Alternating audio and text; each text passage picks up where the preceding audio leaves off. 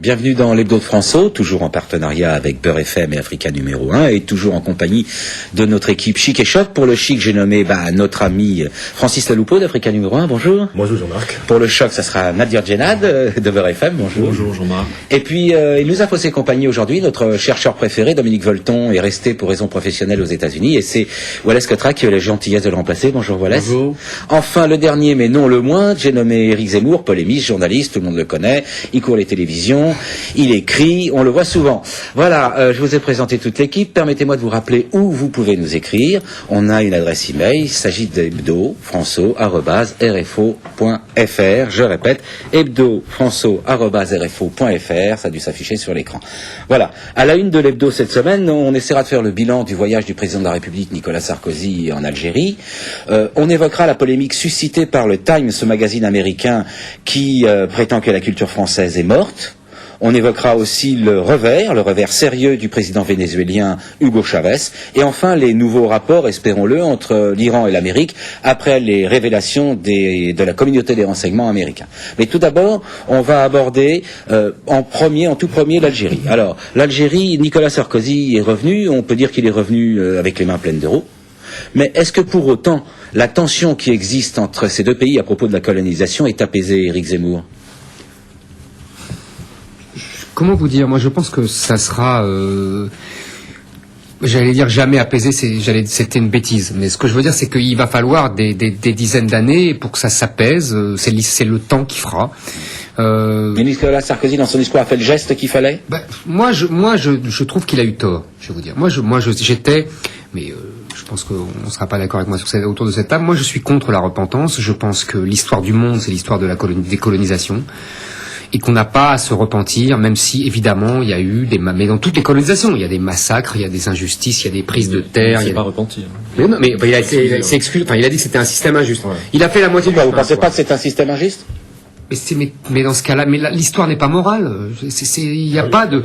Voilà, c'est tout. Est-ce que dans ce cas-là, moi, la France va demander à l'Italie des excuses pour la colonisation romaine. C'était injuste aussi. Le problème, c'est qu'il y a peut-être encore des hommes et des femmes qui ont vécu cette période et qui n'ont pas la dimension historique. Mais il faut se mettre dans. Mais là, si la colonisation, c'est se mettre dans la dimension historique, sinon ça sert à rien. Je veux dire. En Algérie, il y a des colonisations aussi. Les Berbères ont été colonisés par les Arabes, et personne ne demande d'excuses. Et c'était l'histoire il y a 1000 ans. Mais c'est ça l'histoire du monde. Ce n'est que ça. Bon, alors il a fait la moitié du pas.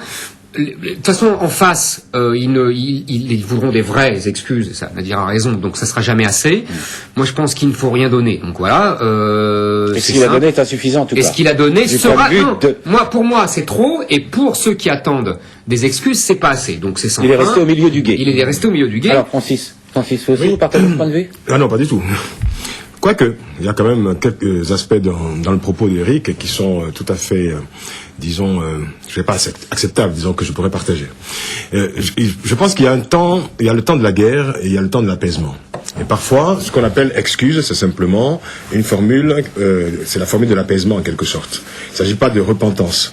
Parce qu'au fond, la repentance, c'est un débat qui est très franco-français. Quand vous allez dans les anciennes colonies françaises, les gens ne réclament pas de repentance en tant que telle. Les gens ne demandent pas à la France de frapper sa croupe en disant voilà, j'ai péché, j'ai commis des fautes. Non, il s'agit de se pencher sur un phénomène très particulier, qui est le phénomène de la colonisation. La colonisation, c'est une forme de guerre parmi d'autres. Et quand on a fait la guerre, il y a un temps aussi pour l'apaisement. Bien sûr. Et c'est pour cela que quand on parle d'aspect positif de la colonisation, je pense que c'est un anachronisme, voire une aberration totale, parce qu'il n'y a pas d'aspect positif de la guerre. Ça n'existe mais pas. C'est pas vrai. C'est pas vrai, Francis. C'était exactement comme si on disait qu'il y avait des aspects positifs de la guerre. Il y a des aspects positifs de la guerre. Il y a question de savoir à qui profite la guerre à ce moment-là. Mais on va laisser Francis terminer et puis ensuite Wallace Cotra prendra la parole et enfin Nadir. Je crois qu'il ne faut pas minimiser ce protocole nécessaire de la réconciliation entre les peuples. Vous parliez de la colonisation romaine. Il y a eu un temps, effectivement, de la guerre, le temps de la colonisation, le temps de l'invasion romaine, et puis il y a eu un temps de l'apaisement. Je pense que et de la paix romaine. Il y a eu également, il y a eu la paix romaine, mais il y a aussi l'assimilation. Il y a certainement, il y a eu le temps de l'apaisement. C'est le côté positif de la colonisation romaine. Je me souviens il y a quelques années, pas si lointaines que ça, il y a peut-être seulement 30 ans, c'était hier, que j'entendais encore dans les rues de Paris des propos chargés de beaucoup d'acrimonie à l'égard de l'Allemagne, par exemple. Aujourd'hui, on a vu le chemin qui a été fait entre l'Allemagne et la France. Oui. Donc je crois que on n'entend plus ça le Bosch, il y a un chemin à faire, et cela passe par des protocoles réconciliatoires. Alors que le président Sarkozy n'ait pas prononcé des mots de repentance, au fond, qui s'en plaindrait? La repentance n'est pas au programme. Ce qui est au programme, c'est simplement ce protocole de l'apaisement, ce protocole de la réconciliation. C'est-à-dire, au fond, que réclament les anciennes colonies? C'est la reconnaissance simplement, tranquille, apaisé d'une histoire commune. Il faut réécrire l'histoire, non plus à sens unique, mais réécrire l'histoire ensemble. Et il me semble d'ailleurs que dans le discours de Nicolas Sarkozy, j'ai retenu cette phrase, c'est justement réécrire notre histoire commune ensemble. Je pense que c'est un mot qui est fort, c'est une phrase importante. C'est peut-être sur ça qu'il faut davantage insister que sur la question de savoir s'il faut se repentir ou non. Alors, Nadia Genan, il y a quand même une question qui apparaît dans ce que dit Francis, c'est que vous dites qu'il faut réécrire l'histoire ensemble, c'est pas une question de repentance, mais les autorités algériennes, ou au moins une partie des autorités algériennes, un ministre notamment, exige lui des excuses. Oui, effectivement, mais j'aimerais quand même réagir sur ce qui a été dit depuis le début ici. Tout d'abord, concernant la colonisation en Algérie même des Arabes sur les Berbères, c'est faux. Enfin, il n'y a pas eu de colonisation. Bah si, il n'y a pas eu de colonisation. Il y a conquête et colonisation. Non, c'est pas. On peut pas en tout cas comparer ces deux colonisations. C'est pas la même chose, mais c'est pas la même chose. C'est une conquête et une colonisation. Attendez, on va revenir. Je suis pas d'accord, mais la parole à personne n'a aucun débat, mais je crois que c'est un débat intéressant, mais un peu annexe. Alors, c'est sûr. Concernant ce qui a été dit durant le voyage de Nicolas Sarkozy, il n'a pas formulé d'excuses, il n'y a pas eu de repentance, il a juste dit que le système colonial était un système injuste. Qu'est-ce qui est une avancée, déjà, ça tout le monde le reconnaît, le système colonial est injuste, contraire au principe de la République française, liberté, égalité, fraternité. Cependant, Nicolas Sarkozy n'a pas réussi, à mon avis, donc à apaiser la tension en raison de deux choses. D'une part, il a mis sur le même plan les victimes, en fait, sur les innombrables victimes des deux côtés. Donc, je pense pas il y en a une. Oui, d'accord, mais je ne pense pas qu'on peut mettre sur le même plan les victimes françaises et les victimes algériennes. Et pourquoi pas? Non, je ne pense pas. Il n'y a pas eu le même nombre de victimes déjà sur le plan des chiffres. Donc on peut pas mettre on peut pas mettre sur le même plan. On peut pas mettre un signe égal entre les victimes. Une victime est une victime, un être humain est un être humain, un mort est un mort. Oui, mais il y a eu beaucoup plus de victimes. Évidemment. Donc voilà, c'est ce que je voulais dire. Donc pas de signe égal déjà. Et d'autre part, Nicolas Sarkozy n'a pas apaisé la tension parce qu'il persiste à dire qu'il y a eu du bon dans la colonisation. Ce que je ne crois pas. Là-dessus, on peut avoir un débat. Wallace Catra est parfaitement moyen placé pour répondre à cette question des tribus du bon dans la colonisation. Non, mais moi je crois plusieurs choses. D'abord, je rappelle que c'est fondamental cette visite en Algérie parce que d'abord, on parlera peut-être de l'Union méditerranéenne, mais l'axe de l'Union méditerranéenne, c'est l'axe Alger-Paris. C'est qui va tenir comme l'axe franco-allemand a tenu l'Union européenne. Voilà, ça c'est la première chose. Deuxième chose, c'est que c'est toujours aussi important des deux côtés de la Méditerranée, c'est-à-dire que l'enjeu est aussi bien en Algérie que dans la communauté française et dans les 5 millions de Français issus d'Algérie. Voilà. Ensuite, je dirais que moi, je pense que c'est une visite réussie. Pour deux choses. D'abord, parce qu'il a dit des mots comme le système colonial injuste. C'est clair que quand certains votent et d'autres ne votent pas, c'est pas juste. C'est pas la République. C'est pas liberté, égalité, fraternité. Et donc, il faut dire ça. Et il faut dire aussi que dans cette histoire-là, finalement, il y a aussi des gens qui ont construit, qui ont aimé l'Algérie. Et je trouve que finalement, ça ressemble un peu à ce qui s'est passé récemment avec les accords de Nouméa, en fait. C'est de dire, il y a les ombres et les lumières. Et qu'on reconnaît l'un et l'autre. Et donc ça, c'est important. Mais ce que je trouve beaucoup plus important, c'est que ça met dans une perspective. Et j'ai retenu l'idée de cette expression d'avenir, de solidarité partagée avec l'Algérie. Je crois que c'est ça. Et pourquoi je dis que ça ouvre des perspectives? Parce que c'est la composition de la délégation française. quand dans la délégation française, avec Nicolas Sarkozy, il y a Ramayad, il y a des personnes qui s'appellent Rachida Dati, qu'il y a Fadela Amar, ben, ça veut dire que les choses sont en train de changer. On n'a plus le même discours. Mais il n'y a pas Enrico Macias. Ça va venir. Je pense que une partie de l'enjeu se joue ici. Et je dis que, et je pense que la seule petite réserve que je ferais, c'est qu'il a un peu inversé le calendrier. Moi, je pense qu'il aurait dû rencontrer les harkis, ici, avant de partir. Oui, il les a rencontrés juste au retour. Voilà. Hein. Parce que je pense que c'est notre histoire aussi. C'est-à-dire que, qu'est-ce qu'on fait, les harkis, les pieds noirs, les porteurs de valises, ces gens-là qui ont, c'est à nous de faire cette relation-là avec l'Algérie d'aujourd'hui. Et c'est beaucoup plus fort et c'est beaucoup plus riche. Alors, Nadia Djenad voulait intervenir. Sur ce que disait Wallace Cotra, c'est vrai qu'il ne faut pas voir dans les relations entre la France et l'Algérie uniquement la question de la colonisation, voire aussi l'immigration. Il y a des choses qui évoluent, notamment dans le domaine de la coopération. Durant cette visite, il y a eu des choses concrètes qui ont été faites, notamment la signature d'un accord de coopération dans le domaine du nucléaire civil. C'est quand même important. L'Algérie et la France ont signé une convention de partenariat, une forme de traité d'amitié simplifié. Et il y a aussi, bien entendu, les retombées économiques. Hein. On a parlé de la signature de 5 milliards d'euros de contrat. Donc c'est important aussi, il y a l'aspect économique. Parce que je voudrais Éric Zemmour. compléter ça. Oui. C'est intéressant d'ailleurs comment l'avenir, la modernité rejoint les raisons du passé. Parce que pourquoi la France colonise l'Algérie, c'est en fait parce que la France est obsédée par une espèce de prolongation stratégique. Ce pays est enfermé, et à chaque fois il avait la Louisiane sous Louis XIV, il la perd, il avait l'Inde, après il a l'Europe sous Napoléon, et l'Algérie est le dernier prolongement stratégique. Et je pense qu'aujourd'hui, c'est exactement la même problématique en vérité, sous des termes économiques. C'est-à-dire que la France doit faire avec ses anciennes colonies de la Méditerranée ce que l'Allemagne fait actuellement avec l'Europe de l'Est. C'est-à-dire essayer de trouver une espèce un marché naturel. Exactement. Et avec des économies complémentaires, avec des économies complémentaires, chacun apporte à l'autre ce qu'il n'a pas, et tout le monde s'enrichit de tout ça. Je pense qu'effectivement, là, Wallace Cotra a tout à fait raison de dire que la clé, c'est avec l'Algérie, parce que l'Algérie a tout pour justement être le complément idéal de la France. Moi, je ne comprends pas encore pourquoi on ne met pas des dizaines, des centaines d'usines comme les Américains ont fait au Mexique, comme les Allemands ont fait en Europe de l'Est, en Algérie, au Maroc. On le fait un peu pour le textile, hein, mais on devrait faire ça massivement. Ce n'est pas si simple parce que en même temps les Américains le font et les Chinois et maintenant les Chinois le font. C'est bien d'accord. C'est bien d'accord. Parce que l'histoire de la France et de l'Algérie est une histoire très particulière. D'abord, il faut rappeler quand même un élément historique, c'est l'une des rares décolonisations françaises qui se soit effectuée, je veux dire, au travers de la guerre. Et que c'est quand même important. Mais c'est normal, parce que c'était la République. Donc, ça veut dire qu'il y a une charge passionnelle supplémentaire. Et qu'il faut tenir compte de cette psychologie très particulière.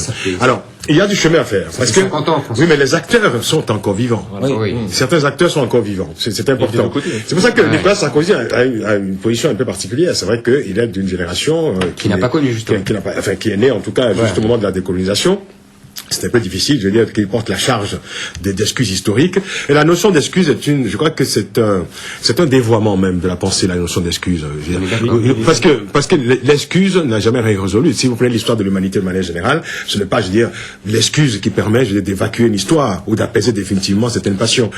D'autant que, on sait très bien que, au-delà que la question de l'excuse telle que demande ce fameux ministre algérien, c'est plus à usage interne, c'est plus de la politique politicienne qu'autre chose. Donc, comme l'histoire de Enrico Macias, qui est anecdotique, et qui en même temps est très révélatrice. Alors justement, il faut aussi que les discours qu'on entend, comme celui de Enrico Macias, il faut espérer que ces discours-là aussi disparaissent, parce que d'un côté, il y a des passions très vives de ceux, évidemment, qui demandent des excuses, qui demandent pas repentance, en tout cas des excuses, en tout cas la reconnaissance des fautes.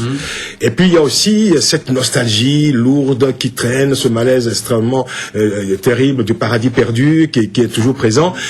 Je crois que les choses iront beaucoup. La nostalgie n'est pas un crime de guerre. Non, mais je veux dire que tant que les deux peuples ne sont pas débarrassés de cette mélancolie, je dirais, lancinante, il y aura encore, l'histoire continuera. Disparaîtra avec les gens disparaîtra avec ceux qui ont participé. Le débat devient historique. Mais Nadia Djenad, et puis enfin Wallace Cotra, vous laissez exprimer. Il n'y a pas que les autorités algériennes qui instrumentalisent quand même l'histoire et la colonisation. Rappelez-vous quand même d'où est venue cette tension entre la France et l'Algérie au sujet de la colonisation. Il faut le rappeler. C'est proposition d'un certain nombre de députés Exactement, français. députés donc UMP qui ont donc adopté la loi du 23 février. Sur les bienfaits de la colonisation. Mon dire, ça vient pas de là. Non, ça vient pas de là. Enfin, Bah, les choses enfin, en tout cas allez, sont accélérées à partir de ce moment-là, se ça- sont aggravées. Disons que Et ça a elle-même été, une réponse à des pressions, à des disons que ça a été au déclarations moins d'Efrica, un etc. prétexte facile. Ah, voilà, au moins d'accord. un prétexte facile. D'accord. Alors, Wallace Cotra. Deux petits points juste pour souligner dans le débat. La première chose, c'est le fait que c'est important maintenant que très rapidement, le travail a commencé, mais que les historiens travaillent.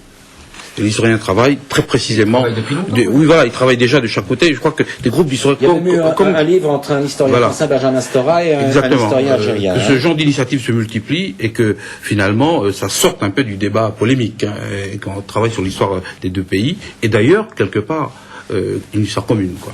Ça c'est la première chose. Et deuxièmement, je veux réinsister sur le fait que dans la manière dont on aborde la question de l'Algérie, comment la communauté française issue d'Algérie va jouer un rôle de plus en plus Eh oui, important. 5 millions d'hommes et de femmes. Ça va jouer un rôle très important et je pense que les relations, la mobilité finalement entre les deux pays, les échanges économiques, les échanges culturels vont faire Mais que... dans quel sens alors, ça peut jouer dans Justement, plusieurs sens. justement, Eric, moi j'ai envie de poser une dernière question sur ce débat. La rue algérienne, lorsqu'elle a vu passer Nicolas Sarkozy avec M. Bouteflika, elle a parfois demandé des excuses, mais elle a aussi crié, une fois de plus, des visas, des visas. Alors, est-ce la que relation ambiguë qui existe, je veux dire, entre un pays comme l'Algérie, qui est au fond un pays neuf quand même, qui est un pays neuf en tant que pays souverain. C'est-à-dire les plus jeunes qui n'ont pas connu la guerre d'Algérie. Parce que la relation qui existe entre, je veux dire, l'ex-puissance coloniale et le pays je veux dire, anciennement colonisé, c'est une relation qui, de toute façon, demeure éternellement. Parce qu'il y a un lien qui s'est tissé, historique, il y a un lien de parenté qui reste définitivement. Donc, nous sommes encore dans le passage, je dirais, de l'amour et de la répulsion, l'amour et du rejet. Le désir mimétique de René Girard, l'admiration et la Et détestation. ce double mouvement, je veux dire, est un mouvement parfaitement humain. là, Qu'il faut prendre en compte. Il n'y a pas de contradiction. mais là vous êtes dans les stratosphères philosophiques. Non, il faudrait revenir les choses plus Non, mais attends, concrètes. c'est justement, moi, c'est très concret ce que j'allais dire. Dans les rues d'Alger, vous entendez aussi bien les discours nationalistes et souverainistes très forts, et en même temps ce besoin de France, notamment de la part des jeunes. Peut-être parce qu'on ne trouve pas assez de travail en Algérie, je pense qu'il faut, plus concrètement et plus il ne simplement. faut pas le prendre comme une contradiction, mais il faut aborder ça avec beaucoup d'indulgence et aussi considérer que c'est un fait humain. Non, Alors, Éric Zemmour. Concrètement quand même, il y a eu une politique menée depuis 30 ans, 40 ans maintenant, par le FLN, une politique nataliste qui poussait à... Vous n'avez pas nous faire l'obsession encore de la démographie, Eric. Laissons-le au moins finir. S'il n'y a pas de travail en Algérie, c'est aussi parce qu'il y a beaucoup de jeunes, qu'il y a eu une natalité exubérante pendant les années 60, 70, 80, poussée par les régimes du FLN, en particulier boumedienne, mais oui, enfin il faut dire les choses telles qu'elles sont, et qu'aujourd'hui, c'est très difficile pour tous ces jeunes de trouver du travail, et qu'ils ont beaucoup de mal en plus avec un FLN qui a très mal géré l'Algérie. C'est surtout ça. Mais c'est les deux, L'éducation de gestion des C'est économiques. la démographie galopante et la prévarication. C'est le système de gestion. C'est les deux, mais c'est c'est le les deux, régime. Francis. Pourquoi tu vois qu'un seul côté? Vous avez beaucoup de richesses en Algérie. Oui. Vous avez un système qui a été un système bureaucratique extrêmement prévaricateur, certainement. Et une démographie galopante depuis 30 ans. Et qui n'a pas fait l'espace nécessaire à cette jeunesse. si vous voulez. Mais les richesses on va s'arrêter là. permettent aujourd'hui de prendre en charge cette richesse. On y reviendra, mais moi j'ai une une question de dernière volonté question à vous politique. poser. Les causes de la demande de visa des jeunes en Algérie, elles peuvent être des deux côtés, tel que vous le dites. Moi, j'ai une dernière question à vous poser. Est-ce que finalement, dans le voyage de Nicolas Sarkozy, il n'y a pas aussi des sous-entendus internes à la France? Tout à l'heure, Wallace Cotra le disait, il y a 5 millions de Français et de Françaises d'origine algérienne. Ces gens-là, lorsqu'un président français se rend de l'autre côté de la Méditerranée, ont une acuité, une attention, une disponibilité à ce qui se passe là-bas, plus grande que si, par exemple, Nicolas Sarkozy, lorsqu'il va en Chine ou en Russie. Nadir Djenad. Oui, vous avez raison, effectivement. C'est intéressant de savoir les Français, oui. comment les auditeurs de... Vous, par exemple, à Beurre FM, Voilà. les auditeurs de Beurre FM, Je vais vous comment ils répondre. réagissent là-dessus? Alors, c'est vrai que la première génération, de ce qu'on appelle la première génération d'immigrés algériens, c'est vrai, donc est un petit peu déçu que Nicolas Sarkozy n'ait pas présenté d'excuses. Mais en même temps, il y a donc une autre génération qui souhaite qu'on aille de l'avant et qu'on tourne la page, donc qu'on laisse de côté l'histoire, que l'histoire revienne aux historiens et que les deux pays aillent de l'avant, donc sur le plan économique, culturel et politique. Donc il y a vraiment deux points de vue. Mais c'est vrai qu'il y a cette génération qui a connu la guerre, qui est peut-être plus sensible et qui est vrai que donc sur cette question de la colonisation donc est assez sensible et reste encore braqué. On va en rester là pour aujourd'hui. On aura certainement l'occasion d'en reparler. Je voudrais qu'on aborde une autre actualité de la semaine. Alors la couverture du Time, magazine américain, a mis le feu aux poudres. La culture française serait morte. Les vieux grognards de la République des Lettres, notamment le confrère de notre ami Éric Zemmour, je veux parler de Maurice Druon, sont sortis sabre au clair pour défendre le génie français, entre guillemets pour génie français. Mais au fait, j'ai envie de poser un peu la question à Valérie. C'est quoi la culture française en 2016 C'est une grande question. Peut-être qu'il faut laisser la parole à Éric pour donner un peu le point de vue du Figaro. Ce que je trouve simplement, c'est que c'est un peu ridicule ce genre de bras de fer qui revient à espace régulier. Je crois que c'est tous les 5 ans. Finalement, les Américains disent mais voilà, c'est fini la culture en France, etc. C'est assez bizarre comme ça de quantifier la culture comme si c'était une marchandise en fait.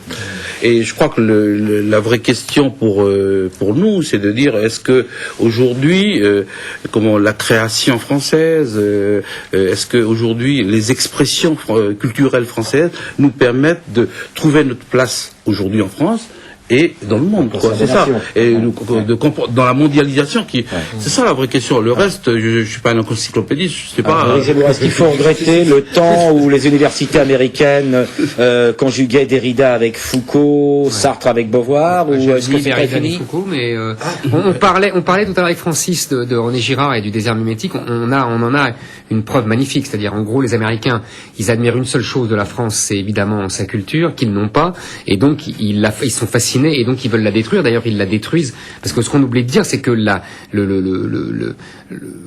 marketing publicitaire et le médiatique des États-Unis, la hollywoodisation du monde est une façon de très efficace de détruire toutes les cultures, y compris la culture française. Ils ont tué tous les cinémas européens. Par exemple, moi, quand j'étais jeune, j'étais admirateur du cinéma italien. Ce cinéma, on voit un film tous les 5 ans maintenant. Il est mort.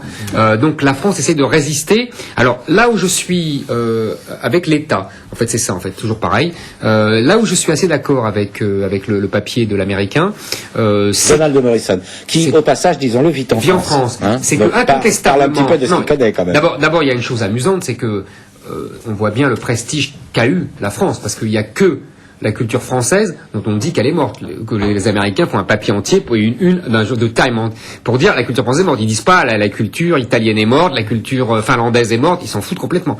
Mais en même temps, il n'a pas tout à fait tort. Il y a évidemment aujourd'hui, moi, ce que je connais un peu, c'est-à-dire la littérature, c'est évident quand vous envoyez une rentrée littéraire aujourd'hui et que vous voyez la rentrée littéraire, je sais pas moi, en 51 ou 52, quand Aragon sort La Semaine Sainte et qu'il y a, etc. C'est évident que là on voit que là il y a un déclin inouï, quoi. Bon. Alors le déclinologue Éric Zemmour nous explique que la culture décline aussi. J'allais dire c'est objectif, quoi. Alors, malheureusement. Nadir Djenad n'est pas forcément en accord avec vous. Non, pas vraiment. Ce que je voulais dire. Il n'est pas fondamentalement désaccord. Pas fondamentalement désaccord. Ça dépend comment on utilise la méthode. Je pense qu'il y a une conception en fait il y a deux conceptions qui s'opposent. Vous parlez tout à l'heure du produit en fait, mais pour de nombreux Américains, donc la culture c'est un produit qui s'exporte. Donc on est business. Ce que j'appelle la hollywoodisation. Voilà, exactement. On exporte un mode de vie, on exporte. C'est vrai que c'est le premier poste exportateur américain. Des films, on exporte des séries télé. Donc d'ailleurs Morrison dit que la France aurait perdu son statut de superpuissance culturelle. Donc aux États-Unis, on considère donc la culture une définition quasi guerrière de la culture, comme une marchandise. Mais ils ont raison. Alors attendez, on va laisser finir Nadir. Le général de Gaulle avait une très jolie formule. Vous savez, il disait dans les victoires d'Alexandre, il y a Aristote. Mais quelle compatibilité il y a entre... C'est une guerre, la culture. Ce que je veux dire, cet article montre bien donc les deux approches différentes en matière de culture. L'approche américaine. Une fois qu'on a dit ça, c'est vrai que Nadir a raison de le rappeler, mais une fois qu'on a dit ça, la question qu'il faut se poser quand même, c'est, puisque, comme nous le dit Éric Zemmour, Aragon est mort, Sartre et Beauvoir aussi, que nous reste-t-il Francis. Non, mais je crois Même que- Chateaubriand, vous l'avez remarqué. Ouais, vous aussi? Donc, je pense que l'opposition production culturelle et commerce, je crois que c'est un débat qui est totalement désuet et que franchement, je veux dire qu'il n'y a absolument aucune incompatibilité. D'ailleurs, la nouvelle ministre de l'économie, je crois, Madame Lagarde, promeut justement fortement une économie culturelle. Celle qui communique avec ses services en anglais. Elle n'est pas la première d'ailleurs à le faire. Non, alors, vous disiez, Jean-Marc, que disiez-vous? Je vous remercie de me le rappeler. Non, ce que je voulais. Je suis pas trop d'accord. Je disais que nous reste-t-il Éric Zemmour, voilà. Que nous Arago reste-t-il? était mort et même Chateaubriand était mort. Qui nous reste-t-il? Bon, Que nous alors, reste-t-il? provocation pour provocation, je crois qu'il y a eu un tournant qui s'est opéré en France, s'agissant justement de l'aura, je dirais, de la culture française. C'est l'irruption sur la scène médiatique il y a quelques années de ce qu'on appelait le nouveau philosophe. Je pense que, oui, je crois que ça a été un tournant. Oui, la médiatisation de la philosophie c'est à française. partir du moment où, à ce moment-là, je veux dire que la culture française a commencé à se regarder elle-même, à se replier sur Oui. elle-même, Mais- à se regarder le nombril, Ouais, et à tourner comme une sorte de, Là, on habille un peu Bernard-Henri Lévy, de on circuit habille ça. intégré. Je n'ai cité personne, Jean-Marc. Oui, non, mais moi, Oui, dans ce cas-là, le nouveau roman aussi est une rupture le énorme. nouveau roman. Bon, alors, Oui, c'est on une va- rupture. on va- Non, alors, Ouais. tout cela pour dire que il s'est opéré un phénomène très particulier, c'est que pendant longtemps, à l'époque justement de Sartre, Beauvoir et Aragon, Robbe Grillet, etc., la France exportait beaucoup sa culture. Justement, vous voyez, c'est pas incompatible d'exporter sa culture. Donc il y avait une consommation. Mais il faut, depuis les années 70, 80, il y a une production culturelle très importante dans des pays comme les États-Unis justement, le Japon également, dans différentes formes d'art. Donc, je veux dire que ces pays sont devenus moins consommateurs, tout simplement, de la culture française. Alors que l'on dise que la culture française est morte, c'est de la provocation, forcément. Aucune culture ne meurt, évidemment. Ce qui a changé, je veux dire simplement, c'est l'importance qu'elle a le l'attention internationale. rapport entre Alors, la production culturelle française et les productions qui sont faites ailleurs. j'ai envie de poser une La question. France exporte moins, parce que aussi, il faut se poser des questions très sérieuses sur la qualité de la production alors, cinématographique alors, on est française. d'accord, ce que je dis, alors, Des questions très d'accord. sérieuses sur la production du Littéraire. roman, de la Ah, production bah, alors, on est littéraire. d'accord, Attendez, alors. C'est ici, tout à fait nul d'entre important. nous C'est prétend peut-être être un signal critique d'alarme. littéraire ou cinématographique. Voilà. Hein. C'est pas notre rôle, c'est pas le rôle de l'émission, on pourra déjà faire fait une ça. réponse sur Et- chiffrer et tout sur, Voilà. sur cela. Je crois que la première question que je posais, c'est quoi la culture, est importante. Parce que en écoutant Éric Zemmour, on se pose la question, bon, il nous parle d'Aragon, il nous parle de gens qui ne sont plus là, il nous parle pas d'Aimé Césaire ou de Sédar Senghor, on pourrait. Il aurait pu. Mais il aurait pu. bien sûr. Mais aujourd'hui, est-ce que les slameurs que l'on entend, est-ce que le rap, est-ce que certaines musiques que l'on entend dans ce pays, qui sont issues des quartiers populaires, est-ce que cela fait partie de la culture? Et cela, ça s'exporte par contre. Bien sûr. Alors, Wallace Catra, vous voulez dire un mot? Ouais, je crois que c'est ça l'enrichissement de la culture française aussi. Tout à l'heure on disait qu'il y avait 5 millions de Français qui sont originaires d'Algérie, donc avec ces doubles racines, donc ils produisent de la culture qui est différente et qu'ils enrichissent la culture française. Un écrivain comme Yasmina Khedra, Voilà. par exemple. C'est un très grand écrivain. Ça n'a rien à voir. Vous parliez des banlieues, c'est un autre rapport. L'outre-mer, toute la créolité, par exemple, Le autour de la foisonnement créolité. des écrivains Voilà, je crois d'outre-mer, que attendez, des si j'ai une peintres. carte- et moi, On va laisser Wallace finir. oui, bien sûr, je bien sûr. poursuivrai en disant finalement l'ouverture à l'ensemble de la culture francophone. Alors c'est pas de la culture française au centre strict, mais je crois que justement la France s'honore de s'ouvrir à cette culture francophone qui doit également Qui est aussi un petit peu un levain qui fait monter la pâte, quoi. Hein. voilà, il Hein. faut prendre en compte ça. Et je crois que l'enrichissement de ces dernières années de la culture française, c'est aussi ça. C'est dans Alors, la- c'est hommage. Alors, moi, Éric Zemmour. je veux bien tout ce qu'on veut. Je suis pour la francophonie, je suis pour la culture francophone. J'adore Yasmina Khedra en plus, qui est un très grand écrivain. Mais pas le rap. Exactement. Je veux qu'on garde à l'esprit que tout ne se vaut pas. Et qu'il y a la culture, ça veut pas dire tout et n'importe quoi, qu'il y a une hiérarchie. Tout peut être culturel. Tu as dit le contraire ici, non? Non, parce que vous mettez dans le même sac, en tout cas dans la même phrase, le rap et Yasmina Khedra. Je suis pas d'accord. Je pose la question. Je pense que le rap est une sous-culture d'analphabète, et je pense au contraire que Yasmina Khedra est un grand écrivain français.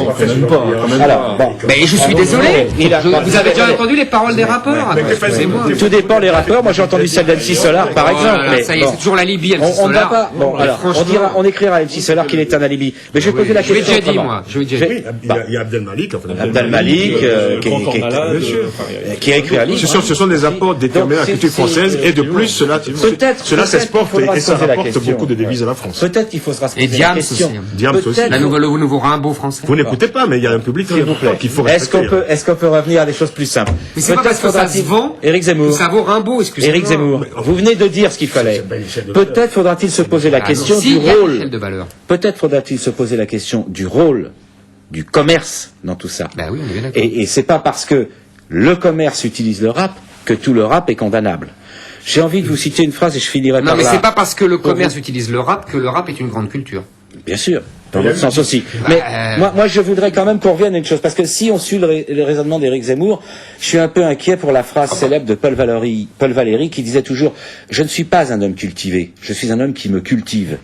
Façon de dire qu'une culture ossifiée, ça n'existait pas. Ça n'a C'est rien une à culture voir. qui avance. Alors, aujourd'hui, Pardonnez-moi, ça n'a rien à je voir. vais poser la question. Ce que je veux Il y a dire, c'est qu'il y a la fois- une hiérarchie, c'est tout. Alors, il y a une hiérarchie. Le d'Éric raisonnement Zemmour. d'Éric, d'abord, je pense que c'est une opinion, c'est un sentiment. évidemment, davantage évidemment. qu'un raisonnement. Bah, donc, qui évidemment. est tout à fait respectable. Mais je veux dire, de tout temps, il y a eu diverses formes d'expression Mais on est culturelle. d'accord, on est d'accord. Donc si on commence à établir des hiérarchies, Si, on il n'en faut sort pas. établir des hiérarchies. Dans les années 60, je veux dire qu'il y avait la culture yéyé, il y avait, bon, qui a donné, des gens comme Johnny Hallyday, Est-ce que ce n'est qui pas le aujourd'hui temps qui est va une icône décider de ce la qui en fait culture partie ou pas française, il me semble. Mais, alors, peut-être que, je pense que le débat Le temps s'accélère. jouera son rôle. Le débat s'accélère, mais je crois que quand on met bout à bout le rap, le slam, quand on met même Diams, que je n'écoute pas, mais que je respecte énormément, parce que je sais par exemple que Diams a un public énorme, c'est-à-dire à Parce que l'extérieur la de l'Hexagone. c'est Non, mais- bon, alors, laisse-le dire, on a j'ai que- compris, Eric. tout- Cet argument m'agace. mais non, mais la culture, Pardon. tout ce qui parle à la sensibilité est culturel et tout à fait respectable. C'est-à-dire que c'est l'émotion produite C'est de la démagogie. par... Non, écoutez, c'est pas de la démagogie, c'est une réalité. Il faut respecter toute expression culturelle dès lors que il y a une réceptivité, Oui, mais dès lors qu'elle est Francis, reçue par un public. Francis, si quelqu'un dit j'ai une expression culturelle, on n'est pas obligé de le croire. Non, mais c'est pas ça. Nadia Djenan. Non, dès lors qu'on ressent l'émotion face à une production culturelle, cela relève du domaine de la culture. Alors, On peut pas. Nadia Djenan. Voilà. Donc moi je voulais réagir. On peut pas dire, on peut pas mettre sur le même plan le rap et Rimbaud. C'est pas vrai. Mais le rap fait partie de la culture française. Et en plus, on peut pas dire non plus que le rap c'est une culture d'analphabète quand même. C'est pas. Je sais pas. Moi je trouve ça indécent, même si je suis pas spécialement fan de rap. Quand même, les rappeurs écrivent des textes. Voilà. Donc ils l'expriment donc de leur façon. Ils expriment leur sensibilité. Mais c'est donc ils apportent, à mon avis aussi. voilà, Wallace Cotra voudrait dire un mot. Donc je voulais juste un peu partager la même réflexion, c'est que c'est vrai qu'il y a une hiérarchie. C'est vrai qu'il y a une hiérarchie et que chacun peut estimer, il y a une échelle de valeur dans la culture. Mais souvent, quand on tient ce raisonnement-là, c'est pour exclure toute forme de culture qui soit pas une culture académique. C'est ça qu'on a un peu souffert de ça. Une culture académique où il y a une culture élitiste. Et finalement, on s'enferme, on n'est pas sensible à l'évolution du monde. On écoute le raisonnement de Mais Wallace je qui suis pas- dit je ne suis finalement, pas d'accord. qui vous a pas encore dit que c'était vous qui teniez ce raisonnement. Non, mais je ne suis pas d'accord. Je Mais je pense suis quand même étonné qu'Éric, il y a une qui fait souvent l'éloge du peuple, Mais justement, aujourd'hui, justement, dénigre la culture On va populaire. laisser la parole à Éric Zemmour, justement. Quand on parle de déclin, moi je suis très frappé. On parle des textes, je suis très frappé. J'écoute beaucoup la musique populaire, pas de l'opéra. J'écoute beaucoup la musique populaire des années 60, des années 50. C'est-à-dire la musique populaire, qu'est-ce que c'est dans les années 50, 60 C'est Jacques Brel, Georges Brassens. Exactement, c'est Aznavour, etc. Aznavour. C'est Brel, etc. Est-ce que vous avez écouté Beko. la qualité des textes, la qualité de la langue je crée, par rapport à cette langue Je crée de que les choses rappeurs ne enfin, prennent de la valeur pour vous que excusez-moi. quand elles appartiennent au passé. Mais non, pas du tout quand elles sont bien écrites, cher Francis. Moi j'aime la langue française et j'aime la Alors, littérature. on va s'arrêter là, parce que je voudrais pas que ça tourne au débat. non, Mais c'est littéraire important. ici. Non, c'est important. Je veux juste dire que la culture française se porte bien dès lors qu'on voit dans un pays cohabiter des gens comme Jean-Marie Gustave Leclésio et Alain Mabankou, qui est originaire du Congo. Voilà, je crois que c'est une conclusion intéressante. On aura l'occasion d'y revenir. Hein. C'est un débat sur lequel on reviendra. Je voudrais qu'on quitte un peu la France. Comme ça, on nous accusera pas de regarder notre nombril trop souvent. Il est sulfureux pour les uns, j'en bafouille. Révolutionnaire pour les autres. Le président vénézuélien, depuis quelques mois, a passé dans toutes les télévisions, est passé dans de nombreux pays, et partout, on a eu des articles, pour les uns élogieux, pour les autres très critiques. Et puis là, le référendum qu'il avait provoqué au Venezuela a été un premier échec. Alors, moi, j'ai envie de demander, il demandait, rappelez-vous, une république socialiste et un mandat à vie. pour la présidence. Alors, c'est une forme de populisme quand même que Chavez développe. Et est-ce que cette forme de populisme n'a pas atteint ses propres limites dans son pays, Francis? Il ne demandait pas un mandat à vie, il demandait effectivement qu'un mandat puisse être renouvelable, enfin indéfiniment. Pas du tout. Mais la 5e République, dans ce cas-là, vous diriez que la 5e République, c'est un mandat à vie, exactement, il a raison. Je veux dire, en France, il n'y a pas de limitation de mandat. Évidemment, il a tout à fait raison. Je veux dire que donc, c'est la même constitution, finalement, qui demandait que... Et Francis, vous savez pourquoi historiquement, il n'y a pas de limitation de mandat? Parce que la seule fois où on a fait une limitation de mandat, c'est sous la 2e République, ça s'est fini par le coup d'État de Napoléon Bonaparte. Donc on a compris, et maintenant, non! Pas du tout. Du 2 décembre. Le 18 Brumaire, c'est Napoléon Ier. Et on a toujours pensé d'ailleurs en France que c'est la nature qui s'en 2 décembre 1851. J'ai aussi le coup d'État du 2 décembre, on dit du 18 Brumaire, pour Napoléon III aussi. Bon, d'accord. Parce que c'est la même date. C'est même un livre de Karl le coup Marx. d'État du 18 Brumaire. Mais justement. On est très loin parce qu'il m'intéresse pas. Non, ça n'est pas très loin. Parce que justement, c'est pour ça qu'en France. C'est Jean-Marc Bramy a dit une bêtise, c'est pas un mandat à vie, c'est un mandat renouvelable. Voilà, on va dire les choses. Ce n'est pas Jean-Marc Bramy, c'est ce qui, au fond, vous avez repris ce qu'on entend ici et là. De reprendre les bêtises. Dans tous les commentaires. Alors, il y a justement deux choses, et je vais être très court, Wallace. Alors, deux choses. D'abord, vraiment, effectivement, c'est pas un mandat à vie, donc il faut pas se tromper. Mais ça, je veux dire que ce sont des projections que l'on fait de manière très facile, puisque on caricature le régime de Hugo Chavez. C'est un régime, on a dit que c'est un régime autocratique, un régime dictatorial, donc forcément, on ressort tous les schémas classiques de ce genre de projection. Écoutez, ce référendum est un revers, justement, pour tous ceux qui disent que Chavez n'est pas un démocrate. Parce que, justement, voilà, un chef d'État qui propose un référendum à partir de ce qu'il considère comme ses propres convictions. C'est-à-dire, demander au peuple de se prononcer sur la mise en place d'un régime particulier qu'il appellerait donc le nouveau socialisme, post-démocratique d'ailleurs, il faut préciser, et par ailleurs, donc, une révision constitutionnelle des mandats. Qu'il perd. Et il respecte le verdict des urnes.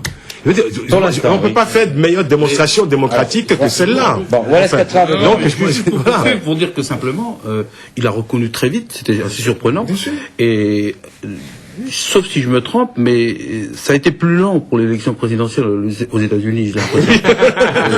Et donc, je pense que faut faire attention aux leçons qu'on donne. Il faut quand même dire, pour préciser que selon certains articles de journaux, Hugo Chavez a reconnu très vite la défaite qu'il a fait au référendum sur la pression d'un certain nombre de généraux de l'armée vénézuélienne, et que depuis hier, il a des déclarations assez dur sur le résultat du vote et sur les opposants.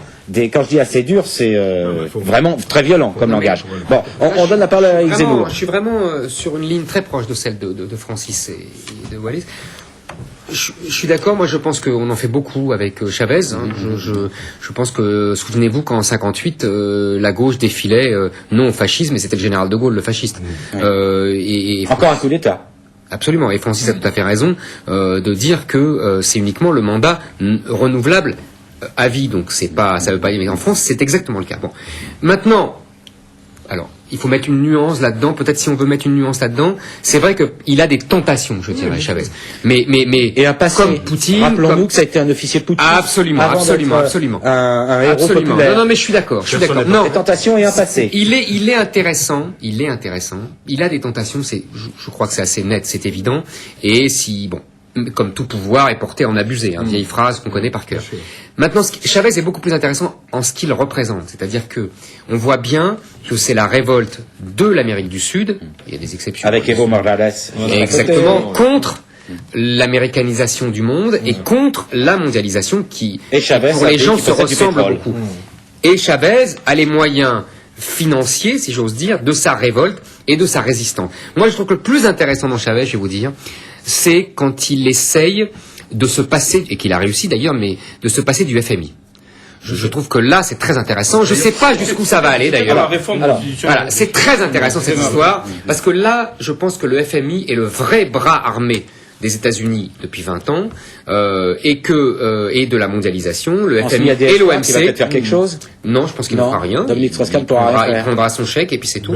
Et voilà. Et de toute façon, c'est un libéral libre-échangiste, Dominique Strauss-Kahn. Il n'est pas contre l'américanisation. Je retire ce que tu viens de dire. C'était pas le débat. Pardon. Donc je pense que ça c'est intéressant.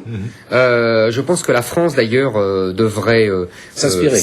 Non, pas s'inspirer. Regardez, Voilà, s'intéresser. Voilà. Tout à fait, Merci. tout à fait. Alors, Nadia Djenad veut dire un Le mot. voyage de Hugo Chavez en France était un peu trop discret. Voilà. Nadia Djenad, on va laisser s'exprimer Nadia Djenad et on donnera la conclusion à Wallace Cotra. Deux choses. Tout d'abord, c'est vrai que Hugo Chavez, donc d'ailleurs le premier pays à s'être réjoui de la défaite d'Hugo Chavez, ce sont les États-Unis. C'est vrai que les États-Unis sont inquiets donc de l'influence d'Hugo Chavez. L'idole d'Hugo Chavez, c'est Bolivar, hein, Bolivar qui avait donc Bolivar qui avait libéré les peuples d'Amérique latine du joug colonial. Qui voulait les unifier. Qui voulait les unifier. Donc Qui a ça- échoué, mais qui voulait les Oui, unifier. voilà. Donc ça inquiète vraiment les États-Unis. Moi, je pense qu'il a perdu parce que tout simplement, il y a usure du pouvoir. Donc Chavez est au pouvoir depuis plusieurs années. Et donc, 98. enfin, il y a quand même une partie de l'électorat, Ça à fait 10 ans, mon avis, quasiment. qui se lasse. Donc c'est tout à fait normal dans une démocratie où il y a des élections. Bon. Alors, Wallace Cotra pour la Pour dire conclusion que sur ce c'est important qu'il y ait point. un pôle en face des États-Unis dans la région, mais que ce pôle-là, pour être bien assis, je crois que c'est intéressant, et surtout avec ce mythe un peu bolivariste, une petite claque comme ça dans les élections, je crois que ça crédibilise et ça fait exister quelque chose qui est important, je crois, c'est l'opinion publique. Et ça veut dire qu'il y a une opinion publique qui existe, qui n'est pas manipulable comme ça, et que c'est un élément pour l'avenir important. Bon, voilà, on va rester sur ce point-là. On va aller aux États-Unis maintenant. Vous l'avez vu cette semaine, la communauté de renseignement américaine, c'est-à-dire l'ensemble des services secrets américains, l'ont rendu public. L'Iran aurait abandonné l'aspect militaire de sa production ou de son programme nucléaire depuis 2003. Alors, hier encore, George Bush évoquait la possibilité d'une troisième guerre mondiale. On avait discuté ici même, c'est l'une de ses déclarations, je n'invente rien. Même par l'holocauste nucléaire. Hein. Voilà, aujourd'hui, on arrive à une situation qui paraît totalement différente. Alors, Nadia Djenad, comment vous analysez cette divulgation des renseignements américains ? Moi, ce que je pense, c'est que tout d'abord, les agences de renseignement, donc qui sont au nombre de 16, donc qui ont sorti ce rapport, mettent à mal la crédibilité donc du président George Bush. Il n'avait pas besoin de ça, c'est sûr. Il n'avait pas besoin de ça. Il va bientôt quitter le pouvoir, donc mettent à mal la crédibilité du président américain. Mais je pense surtout que les services de renseignement ont tiré les leçons donc de ce qui s'est passé en Irak. Rappelez-vous, les services secrets américains donc avaient dit qu'il y avait des armes de destruction massive en Irak. Colin Powell, l'ancien secrétaire d'État, donc avait brandi des photos, des cartes, etc. Donc en disant qu'il y avait donc des armes de destruction massive. Or, on sait bien qu'il n'y avait pas d'armes de destruction massive. Et je pense que les services de renseignement américains qui ont été très critiqués aux États-Unis, ils ont été très critiqués, donc ont tiré la leçon et surtout ont voulu donc marquer leur indépendance vis-à-vis du pouvoir politique et ne plus être instrumentalisés Peut-être préparer l'avenir aussi. par le président américain. Oui. Alors, Éric Zemmour ou Francis Laloupo? Francis Laloupo. Non, mais je suis tout à fait d'accord avec ce que vient de dire Nadia, à une nuance près. Tout le monde loue l'indépendance des services de renseignement par rapport au pouvoir. Je crois simplement qu'il y a une partition commune que jouent les services de renseignement au pouvoir. Je crois que c'est le meilleur service que pouvaient rendre ces services de renseignement à George Bush. Il est encore plus machiavélien que... Lui enlever l'épine du pied et lui permet justement, je veux dire, de pouvoir avoir un certain recul, revenir un peu en arrière par rapport à ce discours jusqu'au boutiste, guerrier qu'on a entendu depuis quelque temps. Au fond, ils ont donné à Bush l'occasion justement d'abord de ne pas, je veux dire, il a fait se dédire lui-même par rapport à ses positions. Il a retiré un peu ses déclarations guerrières. Alors donc, il y a une partition commune qui est parfaitement jouée d'ailleurs. Nous avons le service de renseignement qui effectivement publie quelques renseignements expurgés quand même de l'essentiel. Et on dit, on est dans une grande démocratie, et M. Bush qui arrive, qui dit, non, mais quand même, malgré ça, quand même, ce n'est pas grave, l'Iran reste un pays dangereux, il a été dangereux, il est dangereux, il sera toujours dangereux. Je veux dire, ça n'engage personne. Cet équilibre, au fond, des pouvoirs permet à Bush de faire une sortie du pouvoir en douceur, sans faire subir à nouveau aux États-Unis une nouvelle guerre. Vous, Éric Zemmour, sur... Moi, écoutez, je vais prendre le contre-pied de Francis s'il me le permet, mais pas par jeu, je veux dire, mais parce que je ne suis pas sûr moi-même de qui a raison entre lui et moi, mais je vais simplement vous dire... formuler une hypothèse. Exactement, parce que j'ai longuement discuté, vous savez, avec Hubert Védrine, au temps où il était ministre des Affaires étrangères, etc. Et il m'a... donc c'est quelqu'un de vraiment, lui, qui est de vraiment compétent et qui connaît vraiment les arcanes de la politique étrangère américaine, et il m'a toujours expliqué que, contrairement à ce qu'on voyait de l'extérieur, il n'y avait pas d'unité de la politique étrangère américaine, qu'il y avait des combats, des conflits intérieurs terribles des lignes différentes qui s'affrontaient en permanence et moi je me demande, alors peut-être que Francis a raison, franchement je n'en sais rien, mais c'est une hypothèse aussi, bien sûr, j'ai bien compris, c'est pour ça que je dis. Moi je me demande s'il n'y a pas des affrontements terribles et que les en sachant que le président américain est forcément fragilisé puisqu'il ne se renouvelle pas, justement, c'est toute la discussion de tout à l'heure. Voilà, on est bien d'accord. C'est un des problèmes de la démocratie américaine d'ailleurs. S'il vous plaît. Moi je crois que c'est un des problèmes de la démocratie américaine. Wallace Katra. Juste pour cette réflexion, c'est qu'on s'est complètement fait manipuler, la presse évidemment, par les Américains là-dessus, sur cette affaire-là. Alors nous, bon, ça peut arriver, hein, ce sont des erreurs, etc. Mais je trouve que c'est un peu, ça pose problème pour l'attitude de la France par rapport à l'Iran.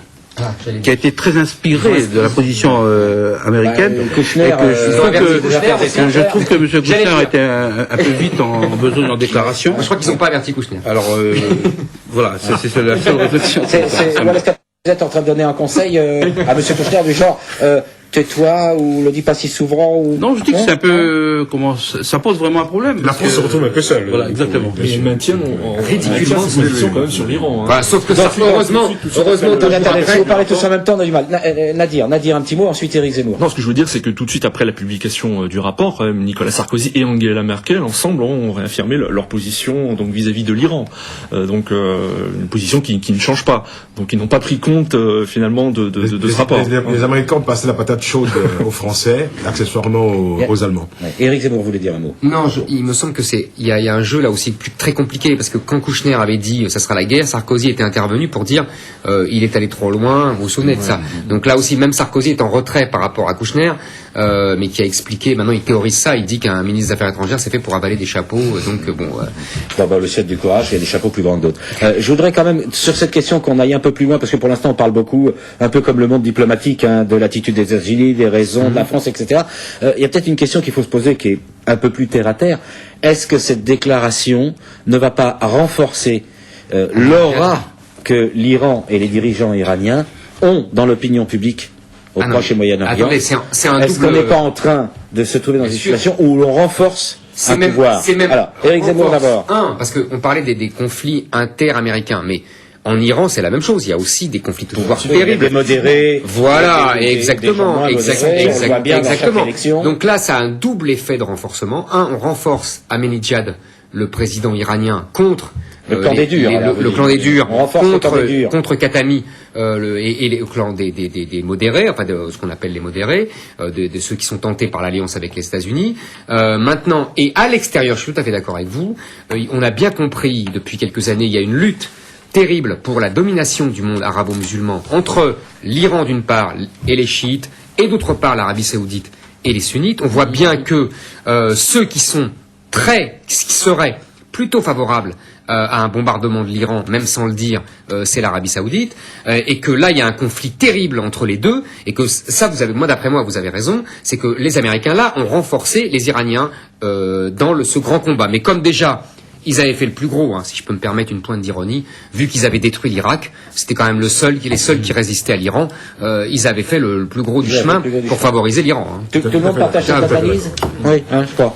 Alors, il nous reste 5 minutes de d'émission. J'ai pas d'avis particulier, simplement je trouve que c'est sur le plan moral, donc c'est une opinion, c'est pas une analyse. Mais l'histoire n'est pas morale. Je trouve que le deux poids deux mesures entre l'Iran et le Pakistan est complètement scandaleux, quoi, finalement. Et le fait que on aurait dû bombarder le Pakistan. Non, le fait que le Pakistan ait l'arme nucléaire qui est acceptée par les États-Unis. Et le Pakistan a un gouvernement qui est allié des États-Unis. On ne peut pas dire que c'est un gouvernement stable. On peut pas dire que voilà. Donc moi je trouve que c'est moralement scandaleux, et voilà, qu'un grand pays comme l'Iran, une grande culture, etc. On l'a déjà dit ici d'ailleurs. C'est la vraie question qui se pose. C'est la vraie question de fond. La vraie question de fond. Oui, on l'a déjà abordé à plusieurs reprises, et pour une fois, tout le monde était d'accord. Alors, le monde a géométrie derrière. Il nous reste. Mais ça, c'est. Il nous reste quelques minutes d'émission. Moi, je voudrais qu'on évoque un petit peu, en tout dernier point, ce qui s'est passé ces derniers jours avec Ingrid Betancourt. Bon, on a d'abord vu une vidéo. Il semble qu'elle soit vivante, et on est tous très heureux. On a vu que la France s'impliquait beaucoup, et notamment le président de la République a envoyé de messages, un radiophonique et un télévisé. Et le message télévisé est adressé directement aux FARC, les fameuses factions armées. Alors, bien sûr, je crois qu'on va le dire tout de suite, on souhaite tous, on espère que Hippolyte Bettencourt sera libéré, et le plus vite sera le mieux. Et on soutiendra toute initiative, tout le monde ne peut que soutenir toute initiative dans ce sens, mais moi j'ai envie de poser un peu la question, c'est quand même pas facile de s'adresser par-dessus un gouvernement, par-dessus un État, à une fraction rebelle armée, que, quoi qu'on en pense, de la part d'un président de la République. Est-ce que ce n'est pas un peu dangereux, finalement, pour l'avenir? Est-ce que ça ne crée pas un précédent? C'est d'autant plus dangereux que là, il a fait exploser le prix de l'otage, là. Ben là, en s'adressant, en montrant à quel point c'était important pour lui, le prix de cet otage-là va être encore plus élevé qu'il ne l'était. Parce qu'il ne faut pas se leurrer. Pour la libération des otages, on paye à chaque fois. Donc là, je dirais cyniquement, je le ferai à la Francis, et je dirais que là, c'est au poker, il a rajouté quelques milliers d'euros pour payer la libération. C'est une folie. Maintenant, évidemment que le sort de cette pauvre femme nous émeut tous, ça c'est une évidence. Ça n'a même pas besoin de le dire normalement, mais il faut le répéter parce qu'à la télé, comme c'est un média qui joue tout sur l'émotion, on vous dit après vous n'avez pas d'émotion, vous n'avez pas de cœur. Mais c'est évident. Mais moi, franchement, je trouve ça fou que la politique étrangère d'un pays se réduise. Alors, c'est pas le cas, je caricature un peu. Il y a peut-être des tas de choses qu'on ne sait pas, hein, faut quand même le dire. Voilà. Aussi. Mais j'ose l'espérer. Moi aussi, j'ose espérer que ça ne se réduit pas quand même à ça. D'ailleurs, le président colombien est mi-figue, mi-raisin dans cette histoire. C'est le moins qu'on puisse dire. Nadia Djenad, on va faire un peu de parole avant de terminer. Bon, c'est clair qu'on ne sait pas tout sur cette histoire. Bien sûr qu'on se réjouit, en fait, qu'on souhaite, bien sûr, on se réjouit, en fait, on souhaite la libération prochaine d'Hippolyte Bettencourt. Mais moi, je trouve que Nicolas Sarkozy a raison de tout essayer, hein, et notamment de s'adresser directement au chef des FARC. D'ailleurs, on peut remarquer que depuis son élection, tout a déjà été essayé. Depuis son élection, Nicolas Sarkozy quand même s'investit beaucoup sur ce dossier, et je trouve que c'est tout à son honneur. Et d'ailleurs, les FARC ont répondu tout de suite. Hein, ils n'ont pas attendu longtemps. On dit que c'était une entreprise louable. Oui. On peut comprendre qu'ils aient répondu tout de suite. Oui, pour eux, c'est un début d'un dialogue qui peut aboucher maintenant. Alors, déboucher. Francis, début d'un dialogue. Il nous reste une minute. Hein. Oui, je crois qu'il faut. C'est le début d'un dialogue. C'est le début d'un dialogue. Bon, on va pas revenir sur la méthode, sur la procédure, parce qu'effectivement, c'est un peu curieux que par médias interposés, un chef d'État s'adresse effectivement à un groupe rebelle par-dessus un gouvernement. C'est une diplomatie d'un genre nouveau. C'est surtout des méthodes de communication d'un genre nouveau. Bon, je pense que l'histoire, plus tard, se penchera sur ces méthodes-là. Il faut surtout, je pense qu'aujourd'hui, on ne peut pas séparer le sort de Madame Bettencourt, Ingrid Bettencourt, de celui des autres otages retenus par les FARC.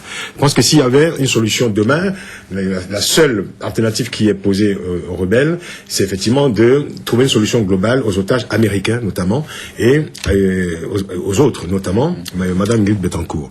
On ne peut pas régler la question de Madame Bettencourt sans prendre en compte la situation interne même de ce pays, parce que il se joue là aussi un tournant très particulier dans l'histoire de ce pays. Les FARC, aujourd'hui, sont arrivés au bout du chemin, en quelque sorte. Parce que c'est le dernier coup que peuvent faire dans leur histoire les FARC, et ce qui veut dire aussi que, je veux dire, ils sont obligés de s'accrocher, en fait, et de faire payer très très cher, parce que, on comprend bien le dilemme. Parce que l'argument politique a vécu, parce que nous avons en face de nous quelques marxistes désuets dont l'argumentation politique aujourd'hui n'a plus cours, et dont la seule existence politique et médiatique ne passe effectivement malheureusement que par ce dernier méfait, politique, ou alors donc nous avons affaire sinon à des très vite parce qu'on a quasiment terminé. Je partage tout à fait ce qui a été dit. C'est un pari très risqué. Simplement, on espère tous que un pari risqué qu'on espère tous réussir, que Mme Bettencourt soit à Paris avant Noël. Voilà, on l'espère. On vous remercie. Juste un mot, bon anniversaire à Africa numéro 1, 15 ans. Ah oui, 15 ans, c'est vrai. De vibration. 15 ans de vibration, c'est vrai. Sur la bande FM, et bon partenariat avec vous. Et puis rendez-vous dans 15 ans encore, j'espère. Voilà, on vous remercie de votre fidélité. Nous, on vous donne rendez-vous la semaine prochaine, même heure, même lieu.